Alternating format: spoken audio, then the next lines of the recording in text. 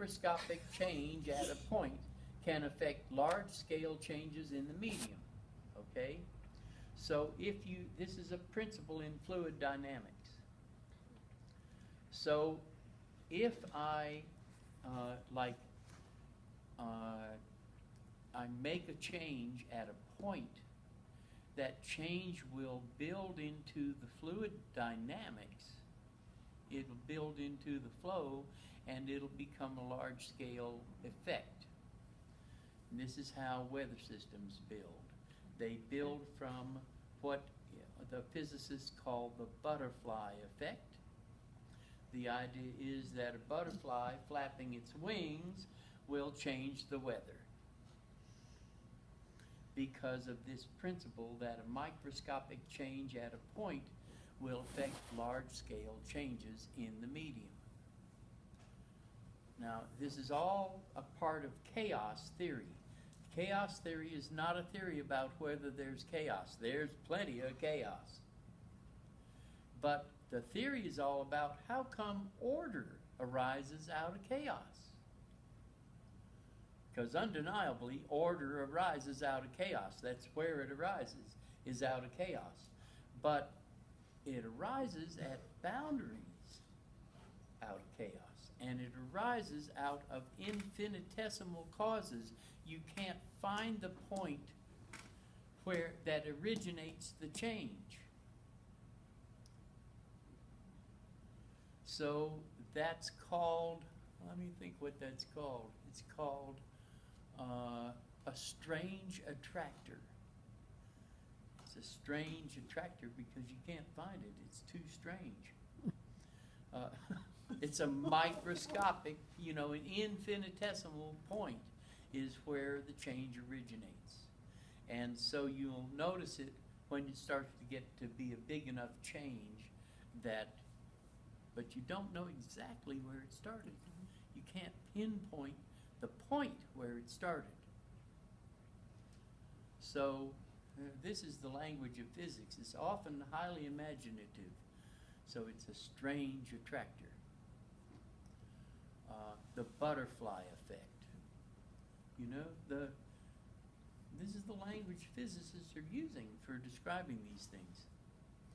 But basically with radionics, that microscopic change at a point will affect the large-scale changes. But what if you had a lot of little microscopic changes at that point? Then this just reinforces the changes. And in radionics, this is called the hammer effect. And it's as though you're trying to drive a nail. If you hit it a bunch of little taps, you get the nail all the way in. This is one of the few instruments that has the interrupter. There's not that many instruments. Malcolm Ray built his instruments with an interrupter that would produce like so many treatments per second. So you could do, say, 100 on and offs per second, or 400 on and offs per second. You could have it blinking on and off rapidly, which would be the excite setting, or you could have it blinking on and off slowly, which would be the sedate setting. So depending on whether you wanted to excite or sedate, then you would have your interrupter blinking on and off fast or blinking on and off slowly. And that hammer effect then really drives the program home. So you've got it blinking on and off like 100 times a second maybe, or 200 times a second or whatever, and that makes the treatment much more powerful of a treatment. So it's one of the things that you can do in your radionic instrument design to reinforce your program. And I should add that several years back, see, the Food and Drug Administration has been very suppressive about radionics when it comes to its use in medicine.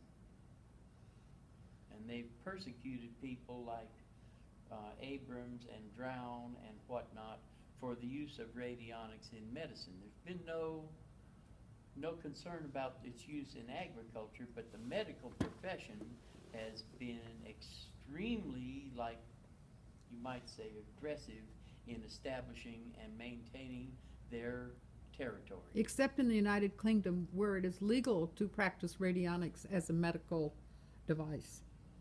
Yeah, but in the United States, there's laws against using radionics in most states for medicine. And the FDA visited Peter Kelly, who was a major figure in the Psychotronics Association, etc., and they told him, look, if you use the word treatment, then we'll come after you. But if you don't use the word treatment, if you'll say program, or you'll say, whatever you want to use, just don't use the word treatment, then we're not going to be worried about it. It's the same way with herbology. Yeah. When I went to herb school, they said you can never prescribe, but you can recommend. Yeah, and you can set up a program, or you can set up, say, a pattern. So you can pattern something, or you can program something, or you can impart. Can harmonize. Yeah, you can do anything except treat. So to use the word treatment is kind of like a no-no. It gets used, of course. And I might also say, when it comes to the terminology in use, you will find everyone and their mother-in-law calling these things machines. And I would prefer not to use that terminology. It is an instrument.